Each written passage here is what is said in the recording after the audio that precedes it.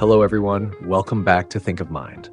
Have you forgotten your Google password, or do you just want to see the password you've already saved?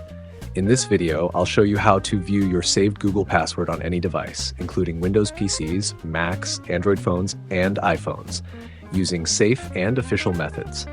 Just follow along step by step and you'll be able to access your saved password in just a few minutes. Now, let's get started. First, open your PC settings. Scroll down until you find the Google option, then click on it to access your account services and manage your saved data immediately. Great! Now look for the All Services tab. From this list, select Autofill with Google and then tap on Google Password Manager to see every saved login credential. Locate your Google account and tap it. Now just hit the small eye icon to reveal your hidden password. It is truly that easy to recover access to your accounts. If you found this helpful, subscribe to PC Error Detective for more tech solutions.